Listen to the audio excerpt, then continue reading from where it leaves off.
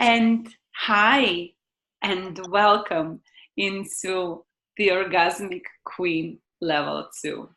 We are so excited and honored to be here with you to carry on and deepen your exploration of feminine sexuality and really bring a brand new awareness into your soul, and that's gonna leave you to become the truest you that is there, and unlearn some things that are actually not serving you anymore.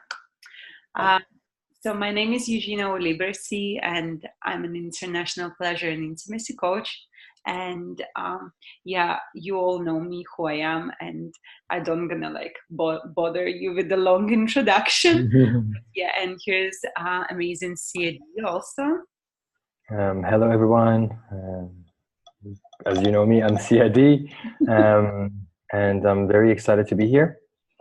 It's been a very long journey. We will share a lot of our stories today, our processes, and I'm very glad to be alive. I'm very glad to be breathing and be able to be here in this time and space with you all. Yeah, indeed. So just before we have set our intentions, before we press record button, so for those of you who is watching on replay, the intentions are for me to be of service and reach the deepest parts of the soul that needs to be reached and released. And CS intention.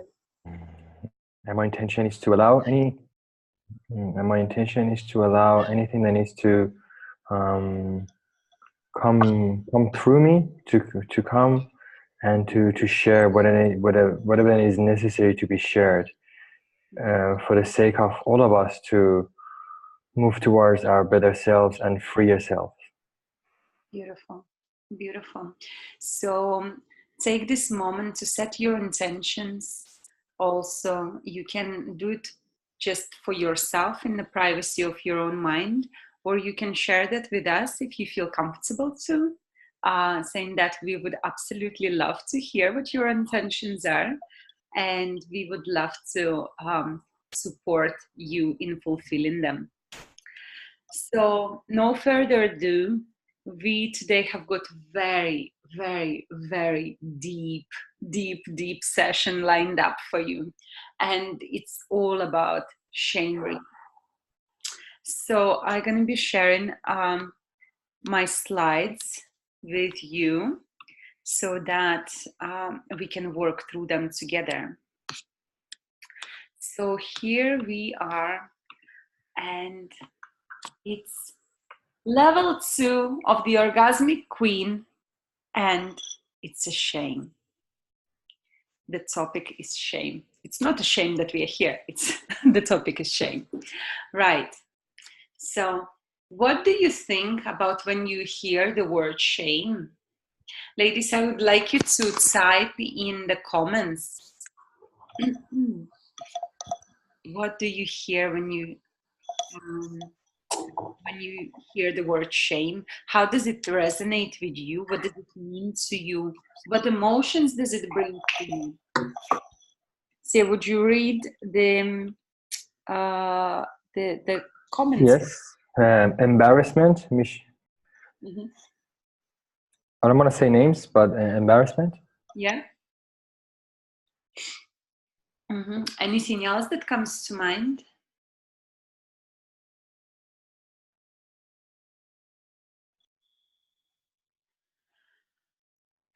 Just pay attention, like if you take a deep breath and if you feel into your body, how does shame feel like in your body? It's like, where is it located in your body? Disgust. Mm-hmm. Okay. What we doing in this session requires engagement of all the participants. So please sit tight. If you're asking question, please respond. Hopefully within the first 10 or 15 seconds so we can move forward. And we invite all of you to respond quickly. Well, not so quick, but be engaged, because the work that we're going to do requires you to really feel into your body and share, so we can move forward. And if you have nothing to say, just maybe just write not applicable, or just like a line. Yeah, or just like nothing. Yeah, so we know. Beautiful. So the other participants writing shame is not allowed. So are you saying that when you hear the word, when you think about the word or hear the word shame, you think that shame is not allowed? Is that correct? Is that you're not allowed to experience shame or be ashamed, or this is really interesting, because it's so deep. What does it mean for each participant? For every person, shame means completely different things, and we form our mind about shame in a completely different ways, and today all of that gonna get revealed. And what is our relationship with shame? How ashamed of shame are we? Because this is another big thing, right? Okay. So another answer is shame gives me the feeling that I'm not allowed to experience certain pleasures.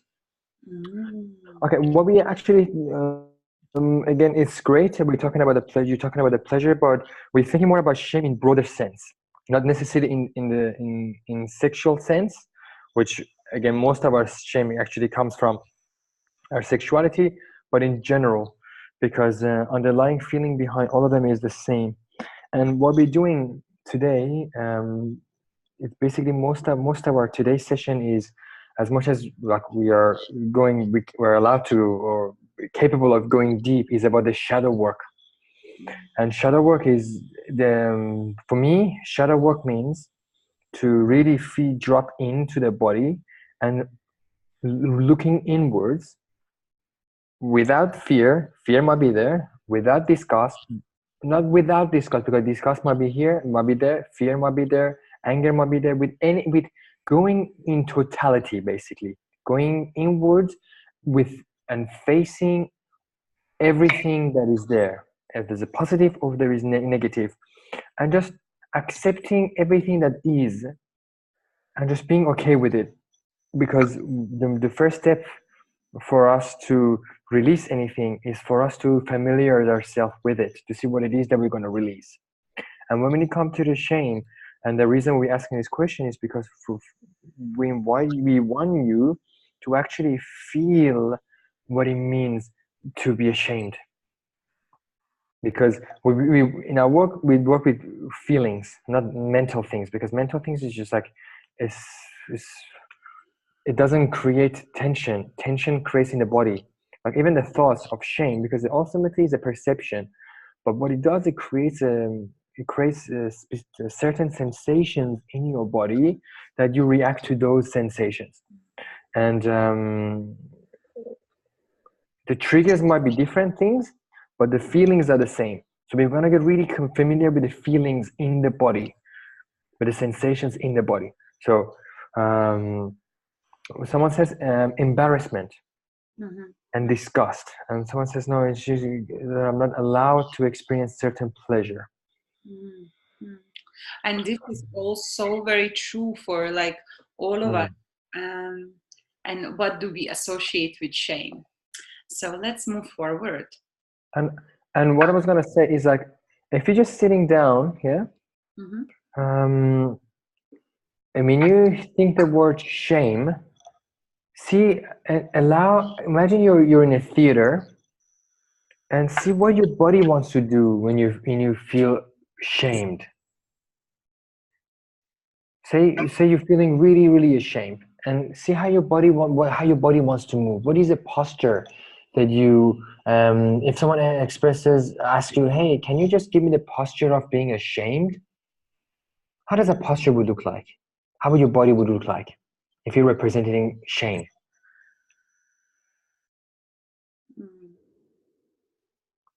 Yes, your name does come up, but for other participants, no. So whoever that is live, they might see, but whoever that is not live, they might not be able to see. And then I don't think they're gonna see your name because all they see, you cannot be here. Cat's coming up here. No, no, no. And then yeah. But we know what each participant is saying. Yes, I know.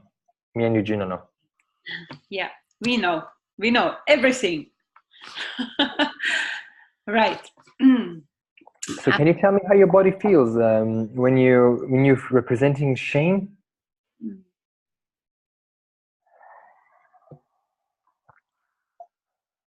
So would that where do we, and the most important thing is to really feel it, where do you feel it when you have the posture that represents shame? Because shame ultimately is a somatic thing. It's just, it takes place in the body. Put my head down, curl up to be smaller. Yes. Yes.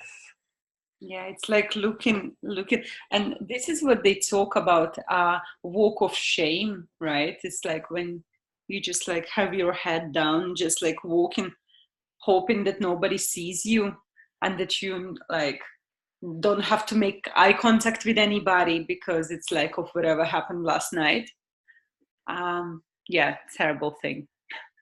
Walk of shame. Yes.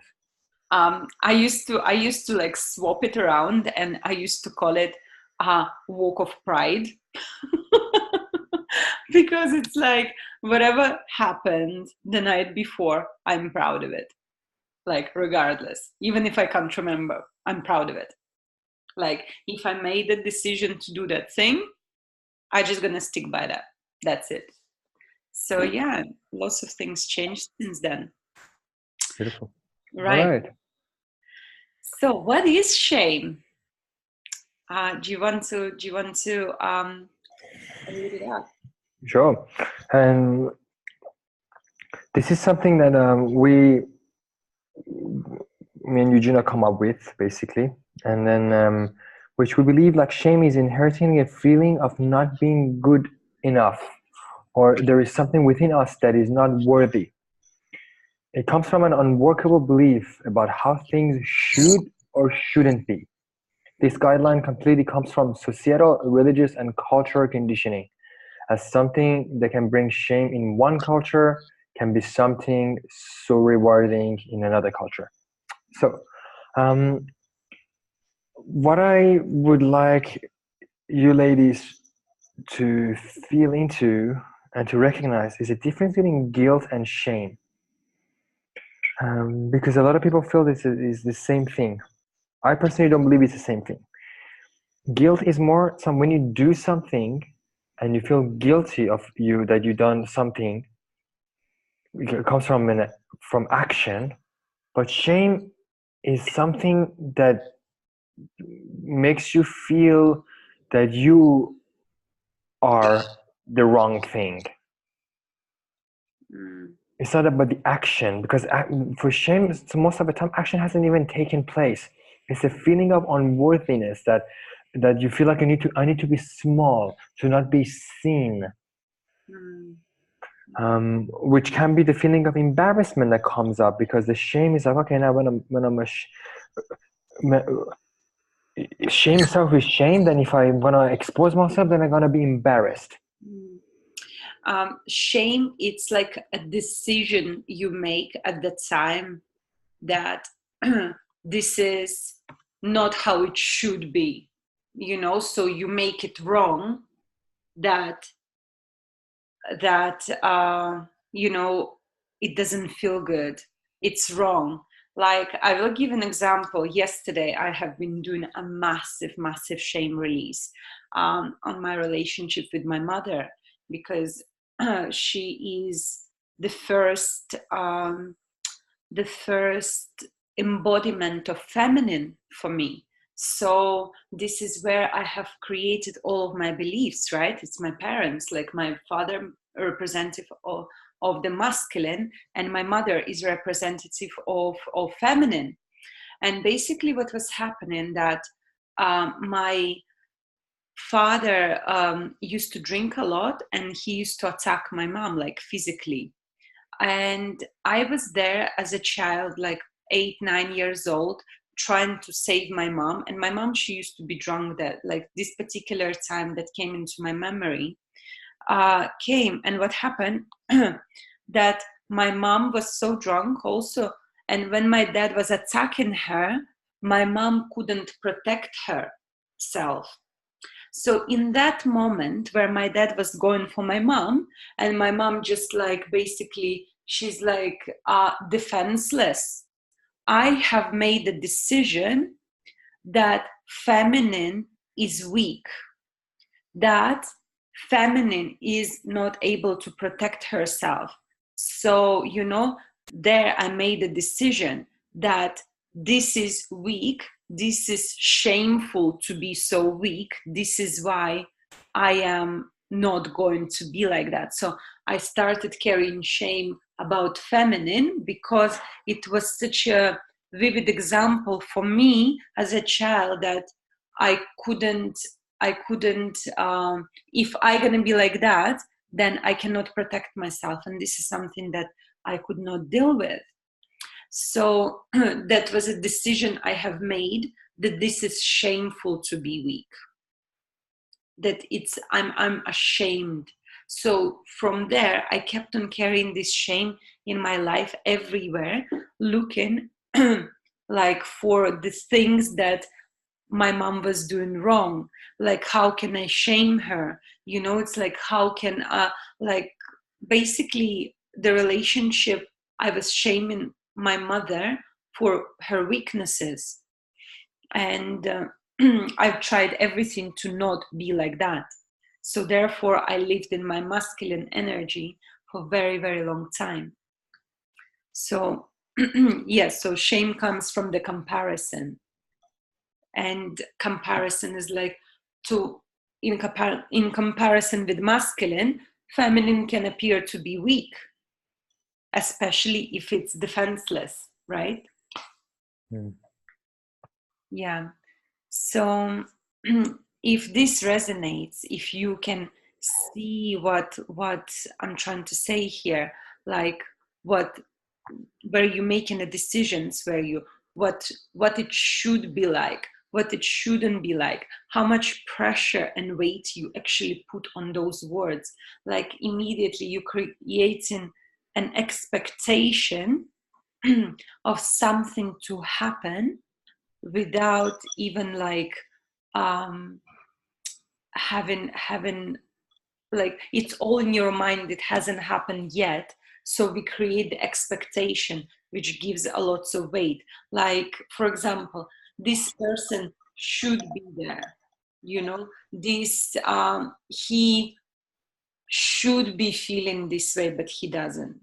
It's like, he should be supporting me. So it's like immediately what happens, that you just put a lot of expectation, and then when it doesn't happen, there is a lot of shame and resentment comes as a result. Right.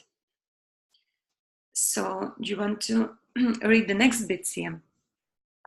Yes. By using words like should or shouldn't, we create an unrealistic expectations on others, and especially ourselves. When we do not meet those expectations, then we shame ourselves or people around us. So, Julius, why do we have expectations? Because we don't trust. Because Where do you expect? Because first of all, we don't trust. Most of it, we don't. I believe we don't trust in ourselves. So expectation is because we are not happy with what is, and we cannot trust and surrender to what is about to come, and we want things to be in the way that we want to be, and we always want to be in control of everything in our lives. And that's why we have expectations. I expect this person to act like this, and if they don't do what I want them to do or I expect them to do, then I feel hurt, because then I created something in my mind. I created a story in my mind which is completely untrue, and I have no control over it. And I just want it to be true because that just makes me feel good if this scenario comes out, because then I'm this is the thing, because ultimately what comes, we cannot accept what comes. Mm. Mm. Oh, because Yeah. shame comes from not meeting others' expectations. Mm. But ultimately, yes, Elaine, shame comes from not meeting others' expectations, but it's ultimately not meeting your own expectations, because nothing exists outside of you ultimately. Mm. You imagine that other people's expectations like that, but that's your own expectation on yourself.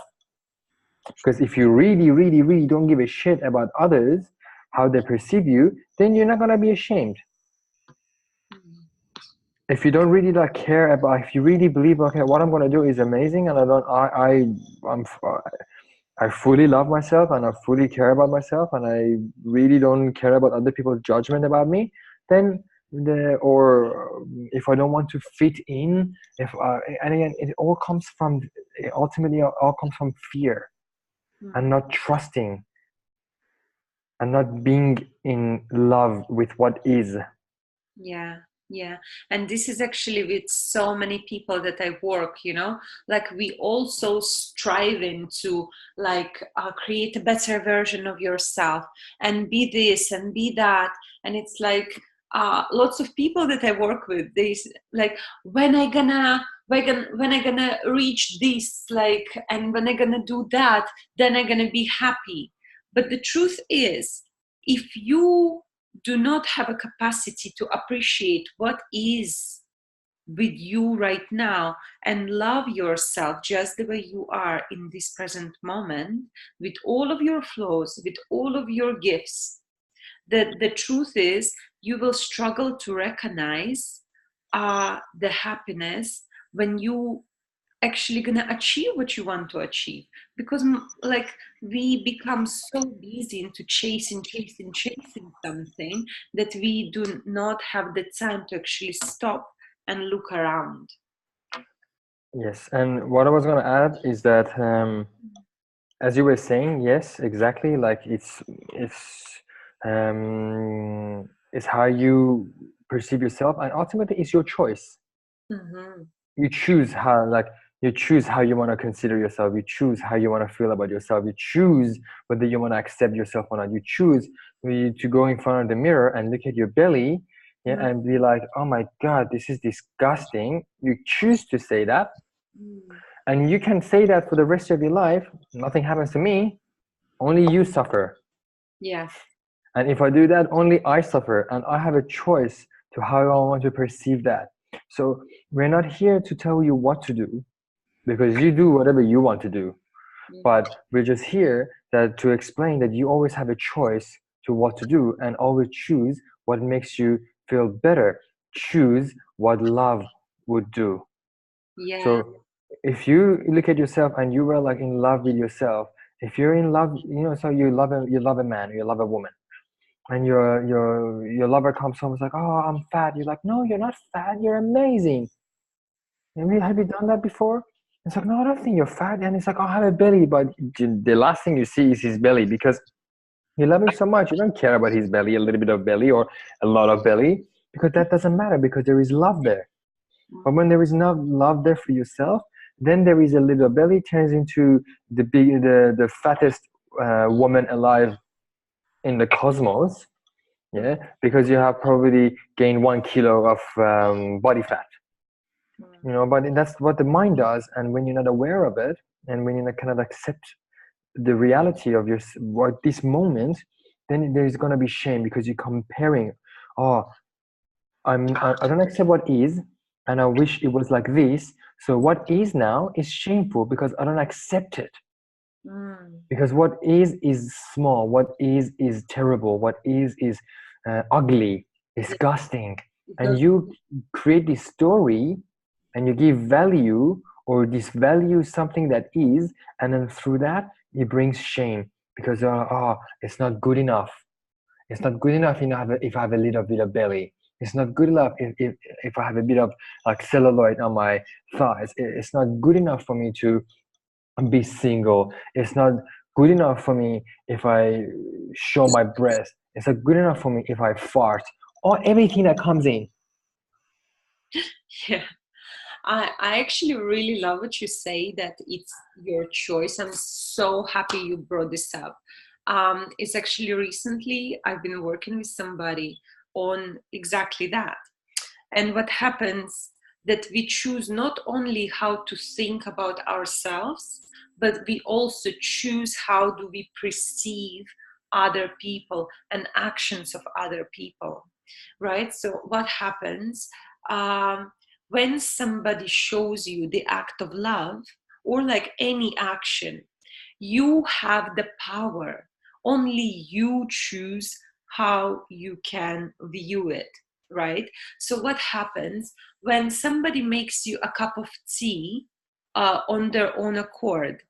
How grateful are you? You know, is this an act of love, and does it mean a lot to you? And the same scenario, when you have to ask to make you a cup of tea, does it devalue that act of love for you?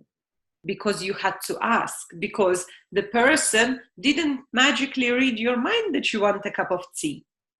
You see what I mean? Because what we do, we actually devalue actions of others, because what we choose to see is what's wrong instead of what's right. And my hands up, I'm so guilty of this myself. So guilty of this. And it still happens, and it's learned every single time. And Yeah? yes, You yes, you wanted to add something? yeah. It's just like that's again we're gonna talk about it later. But the most important thing is to really familiarize yourself with this feeling, Hmm. because we all have shame. We brought up with shame because people told us shame makes you belong. Hmm. They told us, okay, if you're ashamed, if you like, okay, as a girl, you always need to cover yourself when you grow up.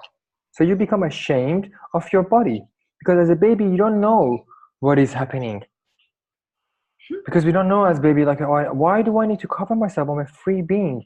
No animals cover themselves. Why am I meant to cover myself? But as a baby, we don't understand about the society. We're gonna look at you as a baby, and they think you're I don't know, Pervert? pervert, or you're like a, I don't know, 5-year-old slut or something. So they don't, you don't know that. So what happens? Your parents say, "Hey, cover yourself, cover yourself, cover yourself," and being seen Mm-hmm. and being nude and being free Mm-hmm. becomes shameful, because then ultimately, because you've been punished for being showing your legs, Mm-hmm. been punished for not crossing your leg, so as you're showing your yoni, you weren't accepted for that, and oh my god, what is gonna happen, and all these stories. So what happens is goes Yeah. become all these become shameful, because that what keeps you with the feeling of shame is actually used as a campus for you to belong. Mm-hmm. Yeah, because you shouldn't be showing Yes, your legs. yes, You yes. shouldn't be like wearing short skirts. You should be covering your body, not to show, not to flash. Yeah, because yeah, exactly. It makes you belong, and when you don't, then you get shamed for it. Yeah, and you get shamed by your parents, you get shamed by society, you get shamed by friends, and then ultimately you start shaming yourself, and then everything changes, and you constantly shame yourself, even if others don't shame you. And now, as an adult, the only way to change it is to unshame yourself. And it Yeah. was like, and it was a very beautiful story. Like again, we all have it, and especially shame about the genitals is just like it's very strong. And I was in a party yesterday, and it was like a pool party. Um, I went there and I was wearing these like thick shorts, which I didn't really want to jump into the pool with them because they were like, it used to get really heavy and wouldn't dry. And I was just standing next to the pool, and I was struggling so much to jump into the pool because I felt like, again, this community that I am is very free community, but this crowd wasn't very like open. They were, but I felt like kind of maybe I shouldn't just take my pants off because I wasn't wearing underwear and just like jump in the pool naked while everybody else is wearing bathers. And it was so like interesting that for maybe like really for like half an hour, I was just like going in, coming out, going around the pool, just trying to really feel what the hell is happening. And I was aware that I'm ashamed. Mm. And it was so cool because then I was talking to myself, oh my God, tomorrow I'm gonna have this workshop about shame, and I'm having this shame, which is very normal. We all have it. It's not like people are not gonna have it. But the only thing that changes is when you become self-conscious, but not self-conscious in terms of being shy, being conscious of yourself, becoming self-aware of the fact that, oh, I have shame, or shame is happening in me. Yeah, yeah, And I was like, oh my God, okay, now I'm feeling this shame. But, and then what I did, I brought it up and I talked to a couple of these, my friends or these girls that were sitting next to the pool. And I was like, I really want to jump in, but I feel, surprisingly, I feel a lot of shame about like just being naked and exposing my lingam or my genitals and then just jumping in the pool while everybody is like, I felt like it was so interesting that the conditioning was happening that by jumping naked to the pool, I'm dirtying the water, wow. and it was so like, I was aware of this happening in me, Mm. but it was happening in me, and it was a bit not too strong, but it was strong that if I wasn't aware of it, it would just completely sweep me off my feet. But I was aware of it, and it was like struggling with me. So for like half an hour, I was just like, oh God, I don't know what I'm gonna do. And then there's another thought that was coming in that was like, oh, maybe these people are gonna think I'm a pervert, Mm. Yeah, and I'm already in the field of sexuality, and all these women or these men gonna think that I'm just like this pervert guy that um, teaches about sexuality and just takes his cock out and wants to just jump in the pool and makes the pool dirty and chase all these women naked. All the stories of the yeah. shame was like going like a train in my head, which none of them was true. Mm. And it was just the stories, and my body started getting contracted, and it was so beautiful because I was meditating over it. Mm. But I could easily see like how difficult it is to deal with it. And I just like looked at one of these girls, and I was like, okay, it's so funny. I want to go in, but I'm so ashamed of being naked. And one of the girls said, huh, do you care what actually people think of you? And I was like, wait a second. And I was like quiet, and I was like, you shouldn't really care what people think. And I sat there, and I like contemplated on this what she just said.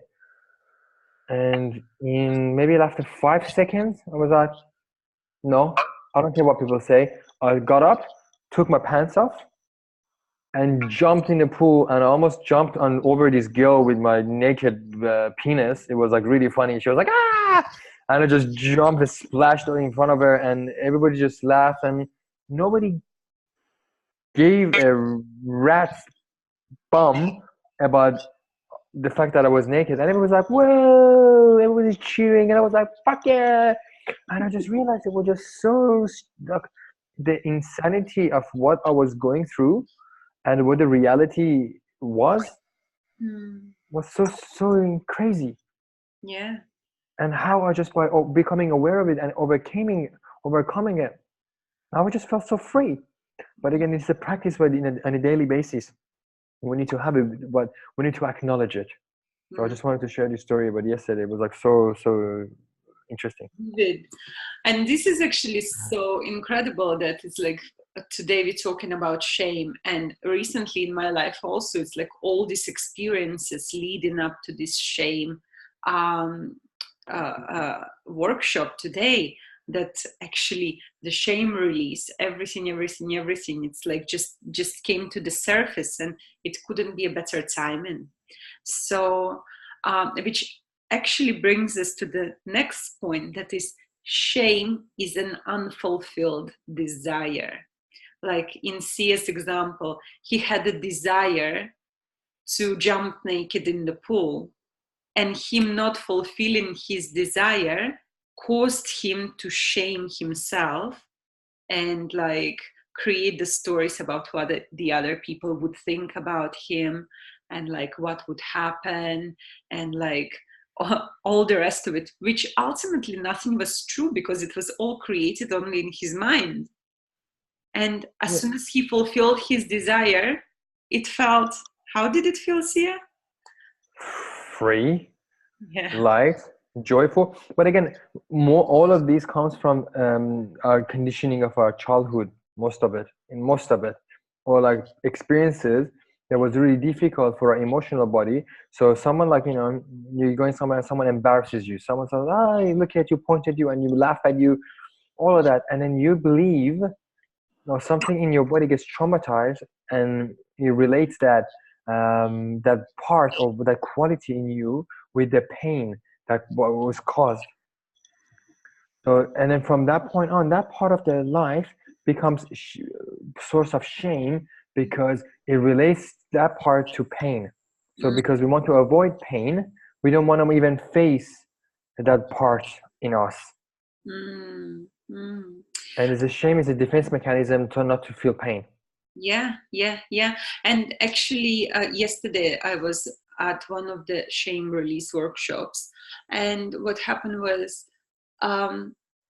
I don't want to like share somebody else's experience, but what happens, you can experience shame from the smallest and most innocent things ever. Like, for example, holding the hands with, like, let's say with a boy, and your mom would walk in and say something, and make a comment, or your teacher would make a comment, about that, or like your friends make a comment about that, that it becomes very intense emotional reaction. It's like that you feel embarrassed, that you feel that you're doing something that you're not supposed to do, or you creating a story of, like in my example, where I could see that my mom couldn't stand up for herself. I made her wrong, that I felt that she should be able to stand up for herself, and she wasn't. And I made her wrong. So yeah, it's like my desire then was for my mother to be able to fight back for herself, and unfulfilled desire that she couldn't. I made her wrong, and I shamed her for that, which actually resulted in my destructive relationship with my own feminine. Right. Okay, so shall we move on? Yes. Beautiful. Oh,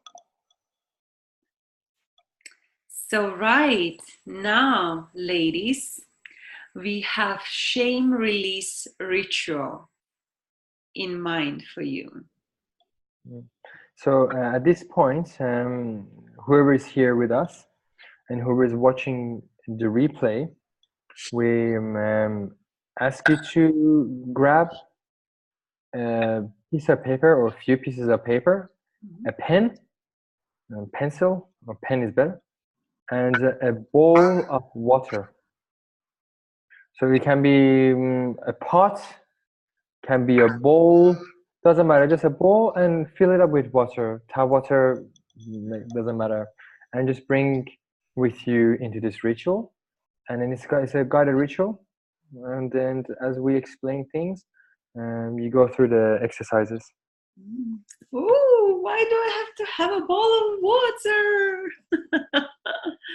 Oh, yeah. So this is very important part, in fact, that actually going into the shame and do the ritual, because what happens when you do the ritual, I was actually thinking not that long ago, how do rituals affect my life personally and personal example. And when something happens and I just like, oh yeah, this happened, and there is no significance to that, you don't really erase that from your consciousness. It's just like you aware of it sometimes. But what happens when you actually create a ritual and you honor your beliefs? Because, like, for me, my beliefs have been with me since the age of 8 or 9 years old, right? So it's like way over 20 years. It has been part of me. And they kept me safe, and they done them. Um, they fulfilled the mission they had, which was protecting me from pain, protecting me like from whatever um, other things. They had their mission in my consciousness. So I got to honor them for that, even though they don't serve me anymore. Those beliefs do not serve me anymore.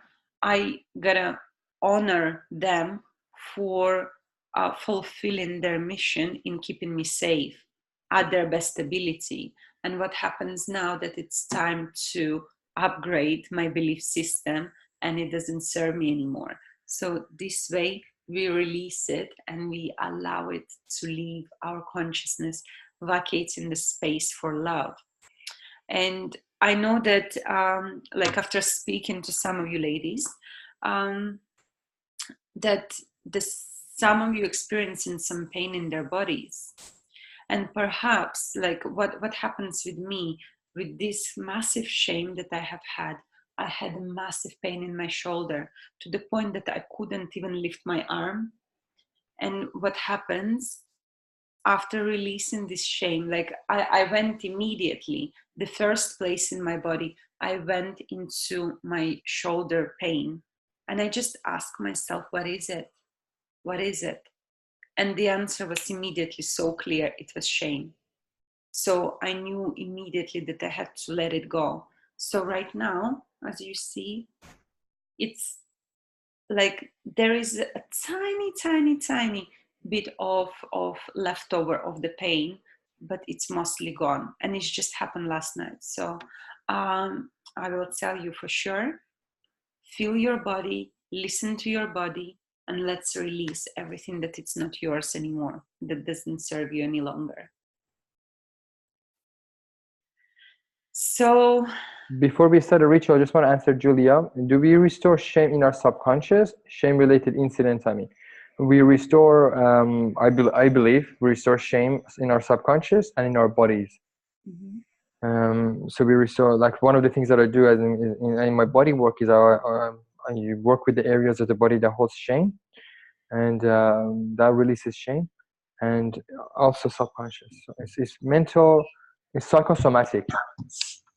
yeah, absolutely.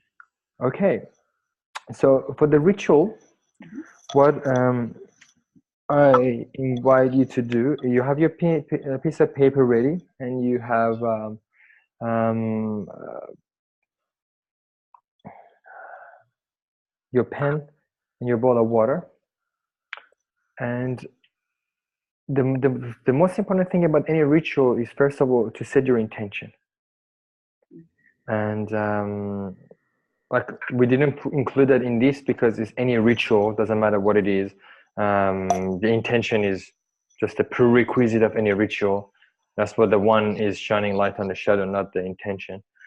But yeah, so set your intention, please. And our ritual is shame release, so I'm pretty sure your intention can be anything in regards to you releasing shame or bringing you light into your or awareness to shame, whatever that is. Just set your intention over the next few moments.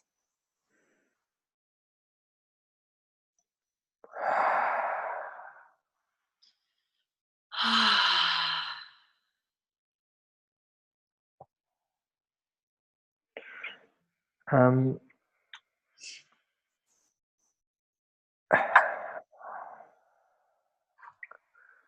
so, as you see here, what what me, Eugenia and I are going to do now. Eugenia, if you go to the homework section for a second, go next page. Okay, so see, we're here. Go, if you go next again till the end. We have written down around 43. We came up with, just it's not any sacred or specific number 43, which actually sounds really cool. We came up with 43 different questions of things that I've seen a lot of women in my life were ashamed of, and Eugenia as a girl and her clients and with people that I work with. So we came up with 43 different questions that can bring shame. So, but what we're going to do now, we're going to take you into like a guided ritual, and we're going to choose something from your childhood that you're going to choose for yourself, and you don't need to share it with us. And we're going to take you to this ritual, and what's going to happen is that you understand how this works, and then when we get to the homework, which again you go through it, so you learn this tool, and you can apply it in your own time about any aspect of your life that you're ashamed of, because everybody's shames are different. Somebody's ashamed of their yoni, somebody's very proud of their yoni, somebody's ashamed of their belly, somebody is ashamed of her flat stomach. So everything is different. So what we're going to do is, because it's more individual and it's personal, so we're just going to go through the overall process of this ritual. And Eugenia, do you want to start, please? If you go to the previous page, yes, beautiful. Sure. So what I would like you to do is to close your eyes and have your feet firmly on the ground. And if you hold one hand on your heart and another one on your belly, on your lower belly,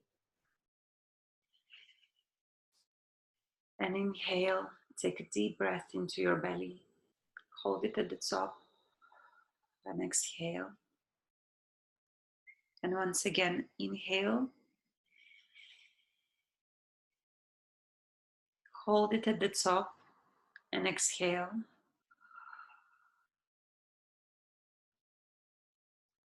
One more time, take a deep breath into your belly. Hold it at the top and exhale. So now I would like you to recall the last time that you have felt ashamed. That when somebody said something to you, where you heard something being said to you, where you could hear, when you could feel yourself that, oh my God, and your body have reacted and you knew that you was ashamed. Whether that was a conversation, whether that was a comment, somebody just said something, just feel, how did you feel in your body? How did you feel in your body? Where in your body did you feel that feeling? What was implied? What was happening? What the message was sent to you? So here, I would like you to lock this feeling in and recreate the feeling, because something beautiful or ugly that we can do as humans is to really use our mind and bring the feeling of past, which again in this ritual can be really helpful, but usually in our lives brings misery and suffering. But the thing is, again, as I said at the beginning, it's all about the sensations in your body. And if you think about it, whatever that shame you're ashamed, ultimately is the feelings or the emotions in the body are are the same. It might come from different sources, it might come from different intensities, or I might have different intensities, or different things trigger these, but the feelings remain the same, or very, very similar. So yeah, recreate that in your body, and we're gonna work with it, because again, as I said, as in shining light on the shadow is shadow work is like when you go hunting. When you want to go hunting, you cannot just run and chase a deer. You need to wait. You need to study the life of the deer. If you weren't vegan or vegetarian, of course. But so you need to sit. You need to find out, okay, this deer every day comes at this time, goes and drinks at this river, and it comes back here. So you sit, you familiar yourself. Okay, then you walk slowly, and then from here, and then there, and then there, and you study it. You cannot be afraid of it.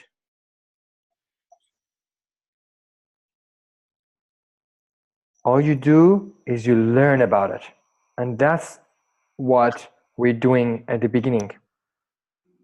For us to hunt our shadow, we familiarize ourselves with it instead of running away. But the problem is, most of the time that when these triggers come up, when these emotions, these shame, all these shitty feelings come up, we go to this flight or fight fight or flight mode. So we either want to avoid it, or we just go completely unconscious. Like, wah! We just, everything goes completely, the wheel of our life goes out of our hand. So we lose control. So now we're going to create that slowly, gently, while we are aware of it, while we can stay in control of it. Yes. So really explore this feeling of shame. And now when you feel it, I would like you to remember, when did you experience this feeling for the first time? What was happening?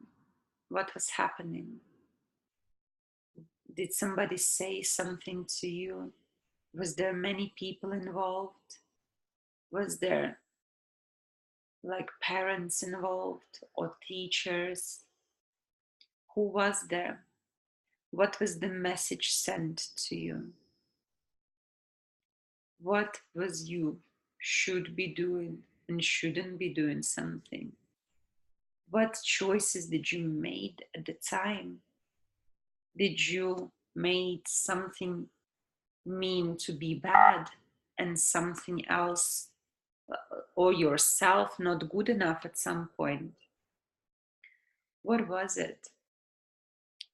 So I would like you to type in yes when you got the situation already, when all of you can recall for the first time when they experienced that feeling of shame. So yeah, please type in yes when you got the situation.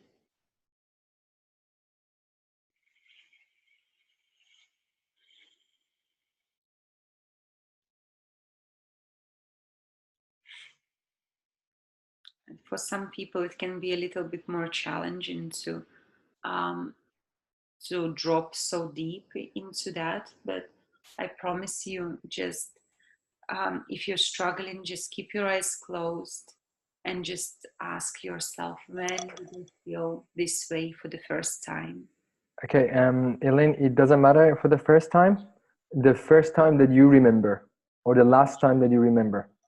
Yes, so try to remember your last time and how did you feel in your body.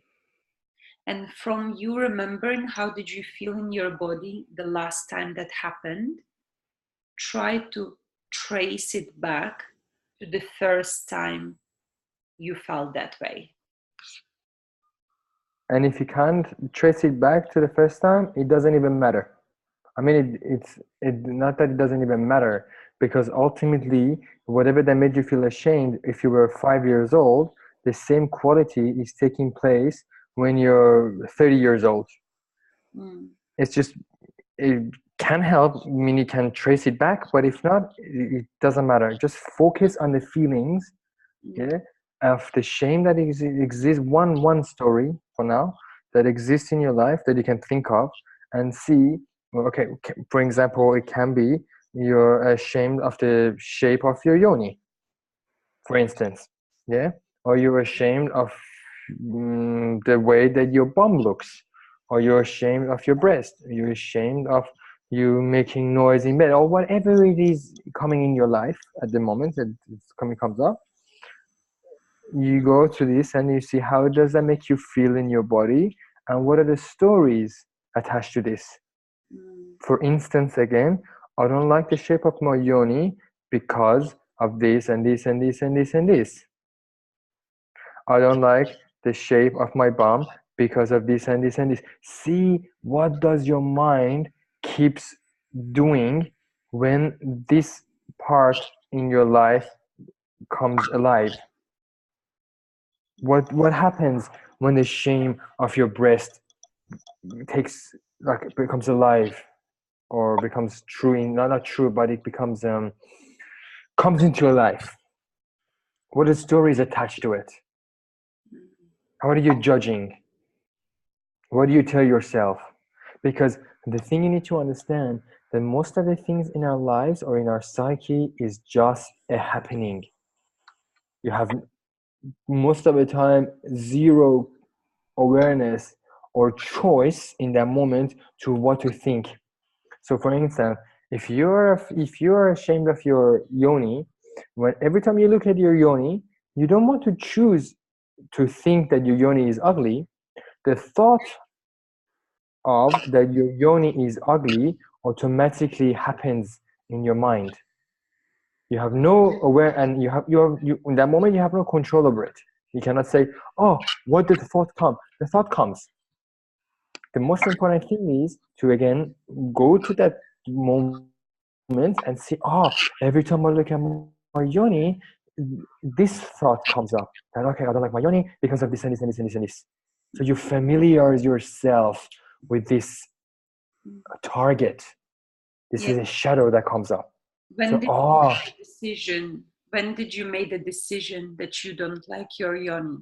What happened for the first time that it made you choose to think that you don't like it, that it's ugly? So your mind will show you the correct place that you need to work on. Just trust the process. Everything that comes up for you is the right place for you to be right now. So just trace your belief, trace the feeling as far down as you can, and I'm pretty sure that universe, that your consciousness is going to show you exactly the situation and occurrence in your life that you need to work with right now. So how much are you affected by this story right now in your life? What happens? That shame that comes up in your life, how much affected you are, like on a scale 1 to 10?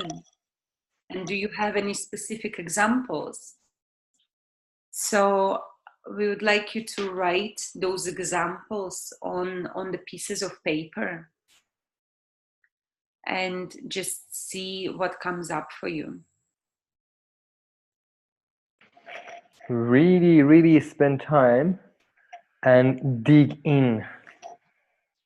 Again, the amount of energy and the amount of effort you put in to dig in into this is the amount of um, release that you're gonna have.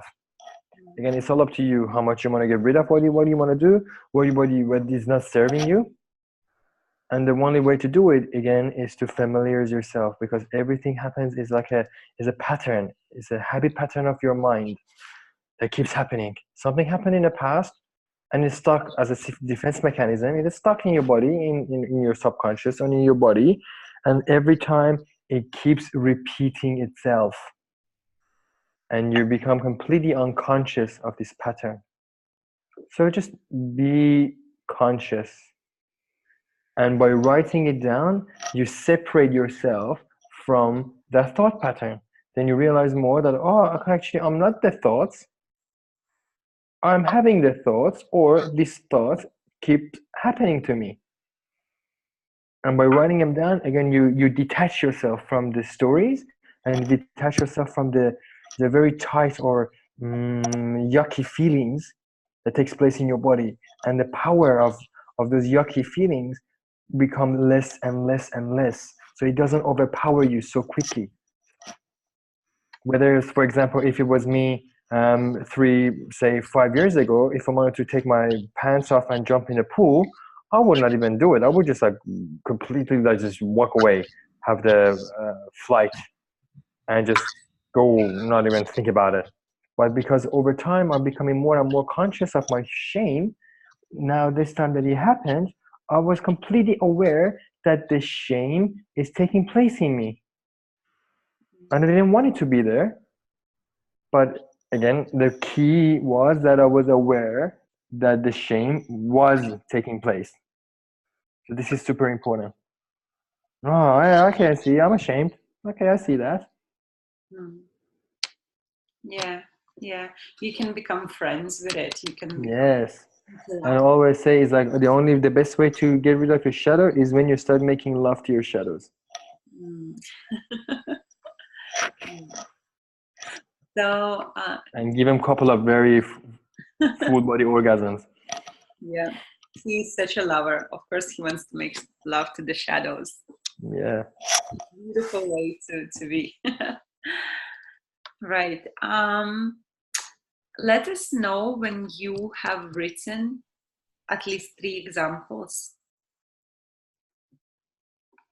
and just type in yes in the comment box.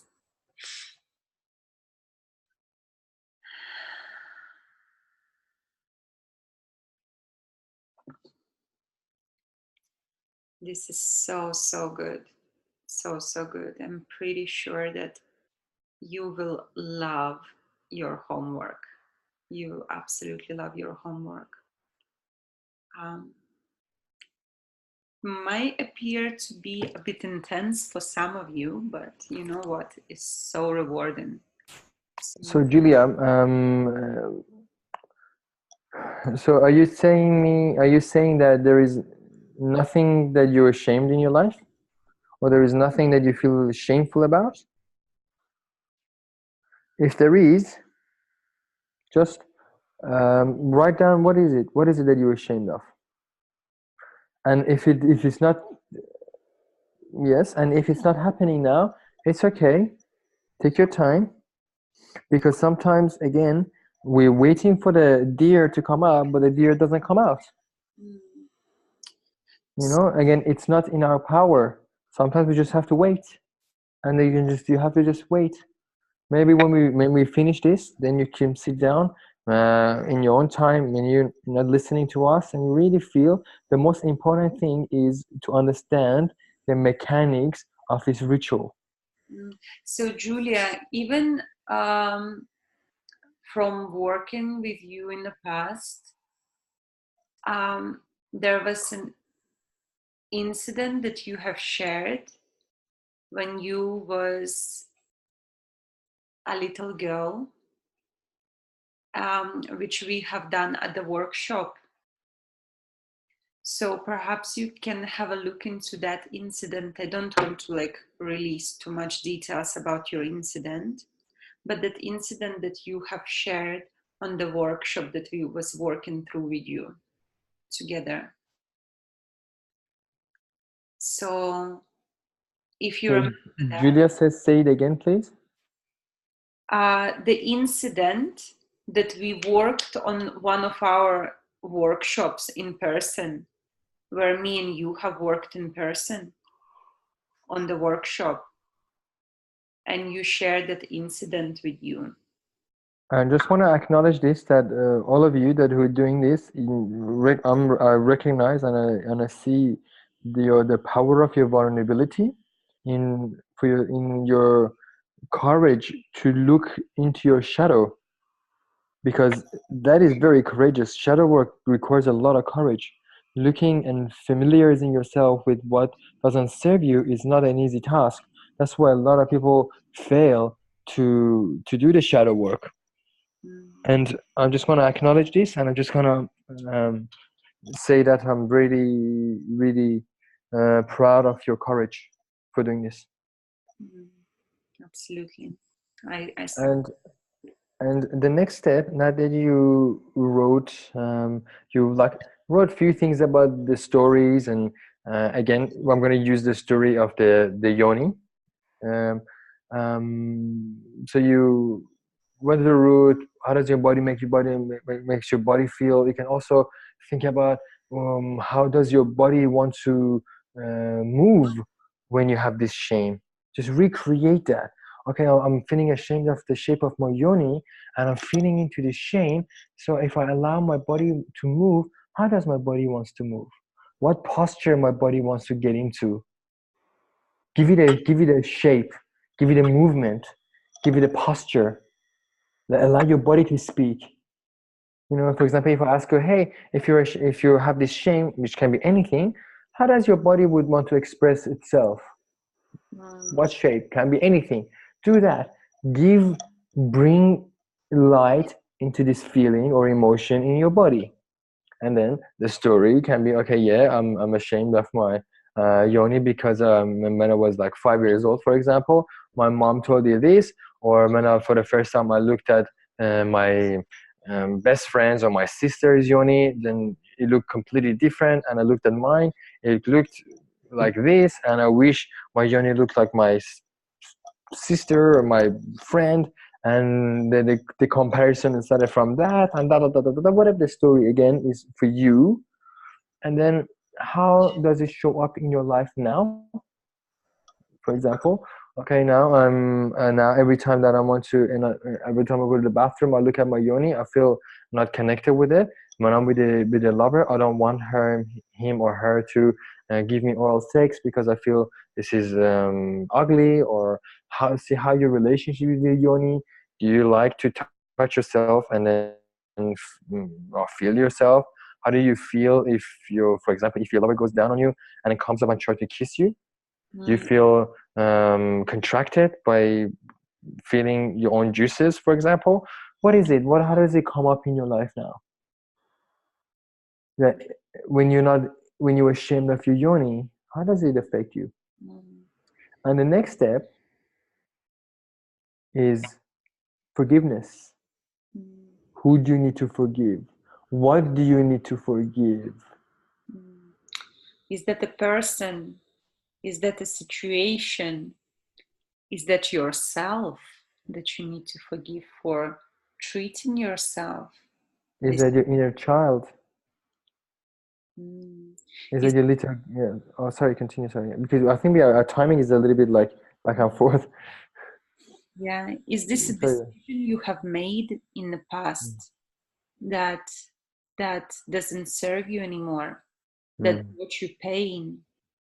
mm, Is that somebody said something that really have created the very painful memory in you that you need to release and forgive them for that? Just really bring into your awareness who was there, what was said to you, what was the situation, and really, really write the list of the people and things that you need to forgive. And do it from the purity of your heart. When you think of that person, just close your eyes and put your hand on your heart and take a deep breath in and exhale. And just imagine that person standing in front of you right now after they have said whatever they've said and the situation, whatever happened. And I would like you to imagine for you to say to that person, I forgive you for everything that you have done. I forgive you for the situation that happened. And it made me feel this way for a very, very, very long time. And I kept carrying an offense towards you in my heart ever since. Very often at times I have felt that this was destroying my life and made me feel terrible about myself, made me believe that I was not good enough, that I was not worthy, that people are embarrassed or ashamed of being my friends, when actually it was all in my head from this situation. Really, really forgive. This is the moment you are making love to the shadow. You can carry on being angry, you can carry on being hateful, you can carry on being shameful, you can carry on to do whatever you're doing. But if it doesn't serve you, then you have the choice. And the choice is to forgive. The choice is to love. The choice is to make love. Mm, beautiful. Mm. And then I would And to really say to yourself, and I forgive me for choosing to feel that way. And I forgive me for feeling all of those feelings and making it mean that I'm not good enough, that I don't love myself, that I don't respect myself, that what I think and what I say doesn't matter. I'm sorry to me that I kept on playing small and kept on playing safe, that I was resenting this part of me for such a long time because of this situation. And I forgive myself. I'm sorry. Please forgive me. I love you. You're free. I'm free. We are free. And really experience the feeling of forgiving that person. Just really imagine having this conversation with that person. Bring in the details, what really hurt you at the time, what have been said, what has been implied to you. Just really, really, really go deep down into all the feelings and bring them all up. No need to blame anybody, no need to point fingers. Just share your experience with that person in your mind. What was happening at that time and how did it make you feel? And and forgive them. I actually feel lots of tightness in my belly right now as I talk. So I think that some of you are doing the work. I yeah. feel that some of you are doing the work. And now that you're feeling this forgiveness or anything that is coming up, I invite you to grab the piece of paper that you've written all of these. The stories about the shame that you carry in your body, in your mind. Grab the piece of paper and just put in your hand and kind of make a fist and just it's like when you have a like a can in your hand and you squeeze the can, just squeeze this piece of paper, and as you're squeezing it, place it in this bowl of water. So allow the gentleness of water to slowly wash away this shame. Imagine, the old times that you used to put the clothes next to a river and then wash it. Just put this piece of paper in the water and wash it with your hands. Hand wash it. And allow it as you wash, as you allow the water to to penetrate in every part of this paper. Slowly, slowly, slowly turn this paper into a round ball. Allow the water to sink into the paper. And slowly again, slowly turn it in your hand and turn it into a wet cotton ball or a wet paper ball.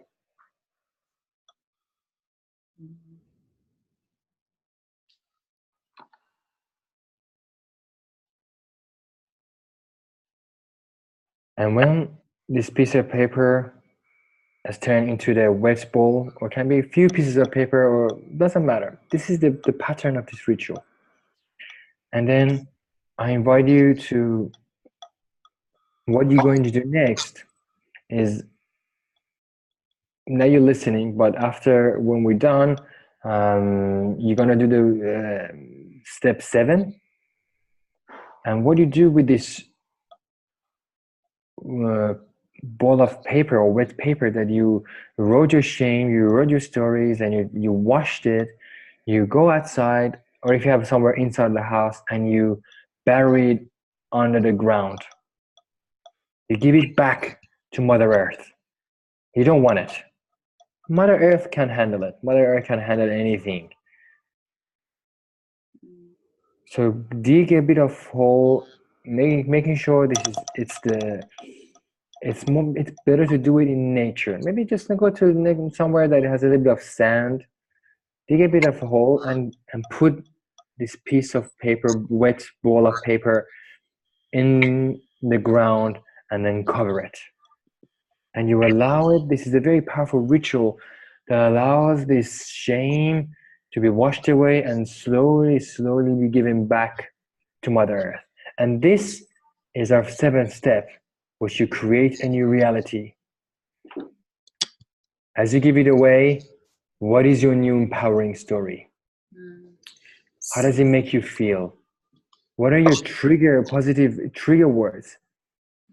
What is it that you need to have a new story? What is it that you need to believe or choose to not have that shame anymore? Is it your yoni? What is your new empowering story? I love my yoni. How does that make you feel if you really, really, really love your yoni? How does that make you feel when you really proud of your belly, of your bum, of your sexuality, of any story that you just wrote down? So I invite you to actually, when you write in your new empowering story, just imagine what would you be seeing, feeling, and experiencing when you live in your new story. Like, let's say my story, where I made my mother wrong and weak, and like my feminine was wrong and weak and unable to stand up for herself. My new empowering story is feminine emotions may appear to be very soft, but in fact, that their power is in softness, their power is in gentleness, their power is in surrender, their power is in love. So, how does it make you feel? It makes me feel that I can allow myself to be soft, to be gentle, to be caring. And I don't have to, I don't actually, I suggest not to use double negative words in your new story. So if you feel like I don't feel scared anymore, I want you to say, I feel empowered. Okay, so don't use the words that actually can mean like fear or like unwanted thing without a no, you know. So just make sure you use empowering words of affirmation. And your positive trigger words, just write down. If you're about your body, it's like, my body is delicious, you know, something that really sparks you up. Like if you're dealing with something, your childhood memory, then just write something like, I'm worthy, I am worthy of love. Like the trigger words for yourself, the new affirmations that would set you up for the day. Like I have reminders on my phone that every 2 hours show up, shine up. And even when my phone is making a noise on the hour, I know that the universe loves me. I know that money loves me. I know that people love me, you know, because even when I hear the noise, I know that this is a reminder for me. So it becomes a trigger. I'm constantly reminded of my worthiness. Okay, so when you write in your new story, I want you to make sure you go deep, deep into your feelings, how you feel, and what is it that your new story that works for you from now on.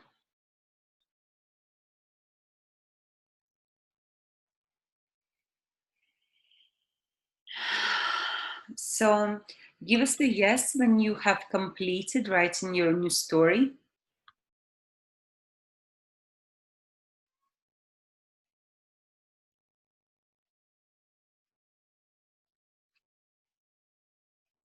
It doesn't have to be long, or it doesn't have to be like, you know, like a biography, but capture the essence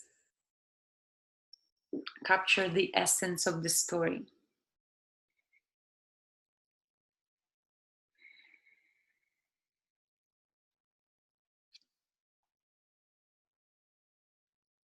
And make sure you give us a yes when it's done.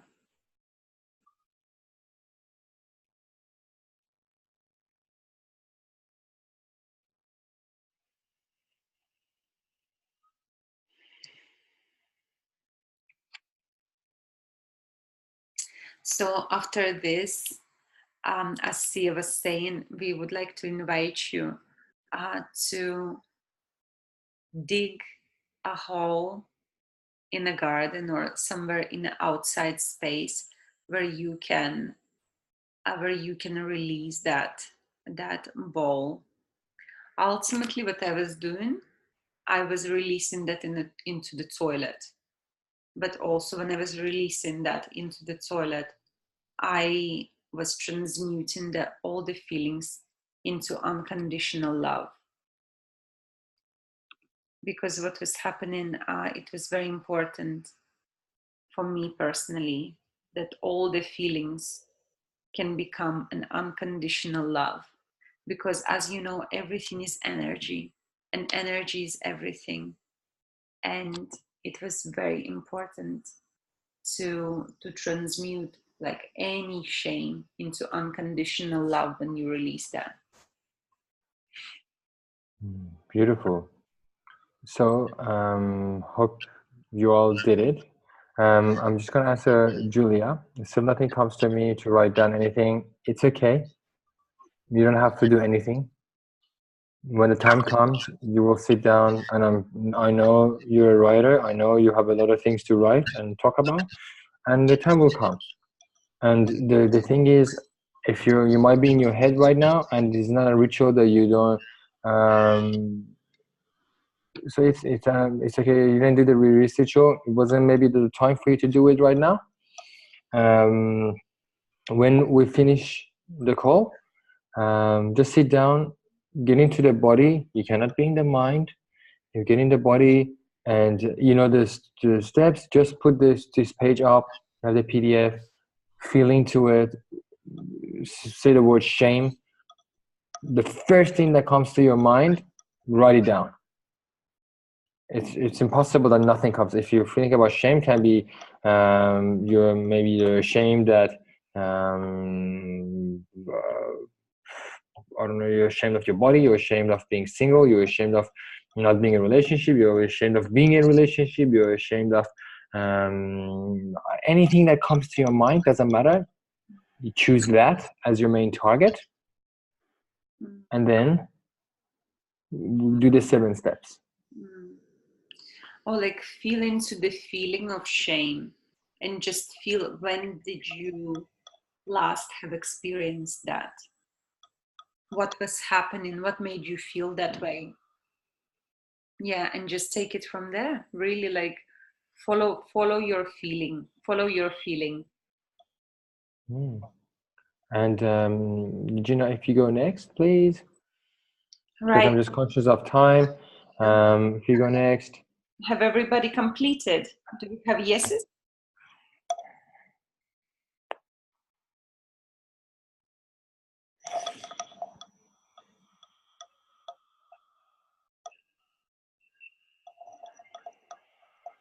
Ladies, please say yes in the comment box when you finished writing your new empowering story.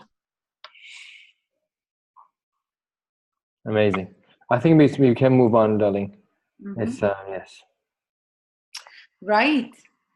So congratulations, ladies. You have completed the ritual of the shame release.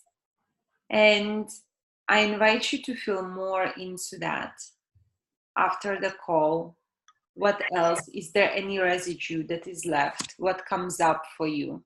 Like, journal is your best friend right now. Just really start writing. What feelings do you have? What really came up for you? Why did you feel that way?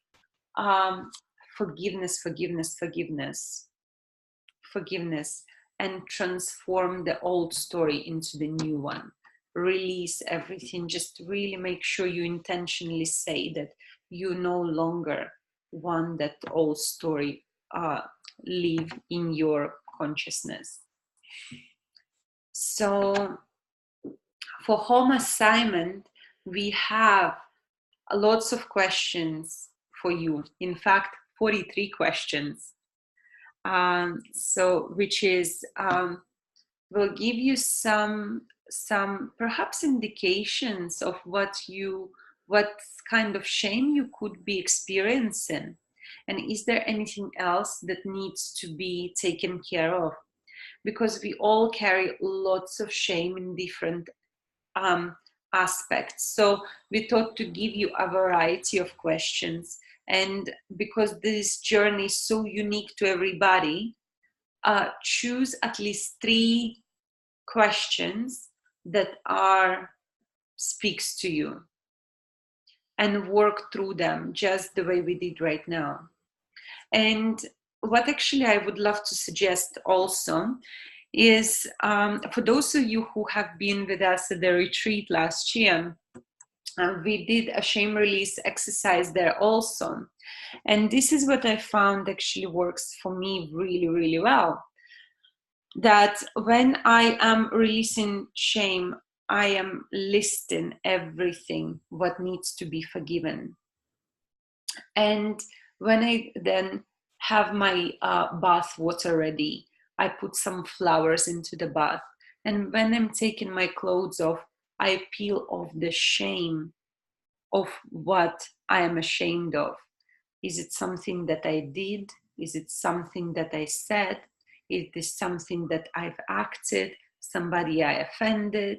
Whatever that is, something that I am ashamed of. I release that. And what happened then? I choose to wash myself in the water and give myself love. I cry if I need to cry. I wail if I need to wail. I really release all the feelings that are not serving me anymore. And this is why my voice is a little bit husky right now. I've been wailing a lot. So yeah, just would like to let you know this stuff really, really works. it releases the pain from your body, emotional pain from your soul, and it gives you freedom and softness in your consciousness, in your interactions with people, and with your self-love. It gives you confidence, it gives you integrity to yourself. So please, please, please, I really would love to encourage you to really pay attention to these feelings, really pay attention to what is important to you, what speaks with you, with these questions. Perhaps it's none of those questions, perhaps it's something else. Work with that. But I would love for all of you to post at least 3 things that they have released during their homework. Okay, until next week. Sia, do you have anything to add to that? No, everything is clear. Mm-hmm. Beautiful. So, ladies, do you have any questions? Oh, I'm just going to stop sharing the screen now.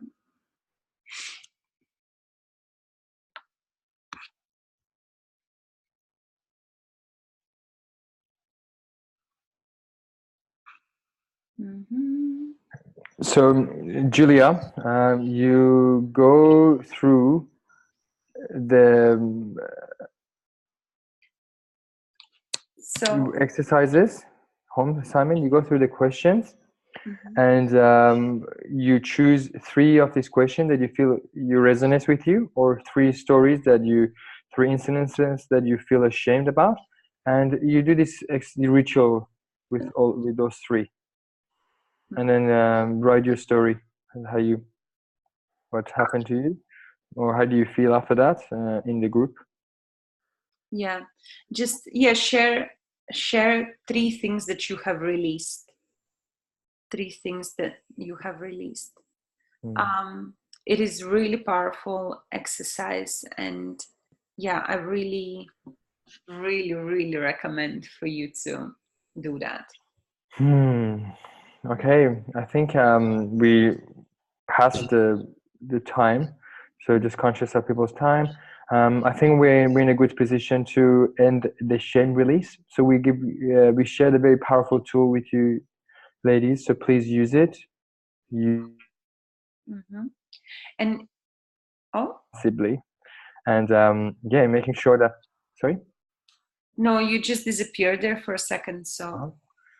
So yeah, just use it. It's very powerful.